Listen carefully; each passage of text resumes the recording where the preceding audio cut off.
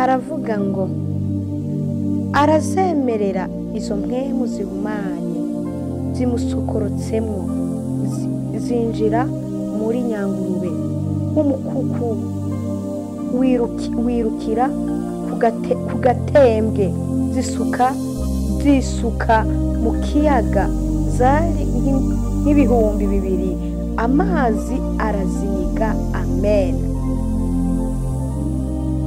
Arazemerera izo mpwemu zihumanye zimusokorotsemo zinjira muri nyangurube umukuku wirukira ku gatembwe zisuka mu kiyaga zari nk'ibihumbi 2 amazi araziniga. Amen.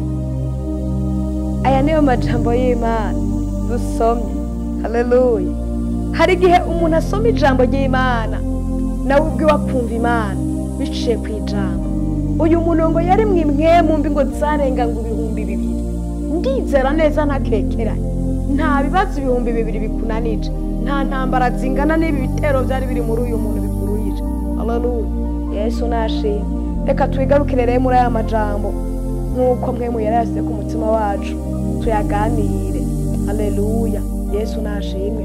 Ngo nuko hari umuntu mu gihugu c'abageraseni ngo uyo muntu ngo yaraboshwe, maze uyo muntu ngo uko bukeye ko bwije wakamarondera uwo mubohora kamubura. Amen. Uwo muntu muri ico gihugu c'abageraseni ngo yaraboheshejwe iminyororo ku maboko, yaraboheshejwe iminyororo ku maguru, ngo maze uyo muntu uko bukeye uko bwije. Haleluya. Yesu nashimwe.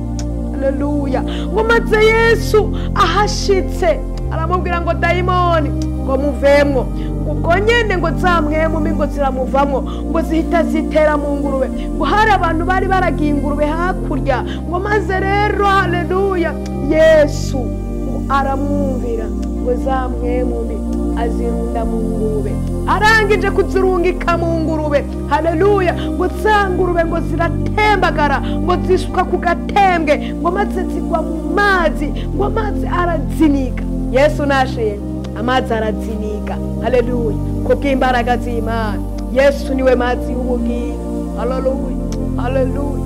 Nta wasize byose ngamukurikire atazobisumbusha umurengera. Nuko mwene data, aya niyo majambo y'Imana turiko turaganira.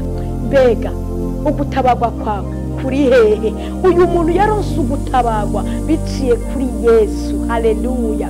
Nanaka mugenza uzi yabonye ugutabagwa biciye kuri Yesu. Umubanyi wawe uzi yaronse ugutabagwa biciye kuri Yesu. Eka sivyo gusa, abo mwarukanye baronse ugutabagwa biciye kuri Yesu. Mbega nawe ugutabagwa kwawe ukuronderera he? Haleluya. Yesu nashimwe. Uyu muntu yamararira.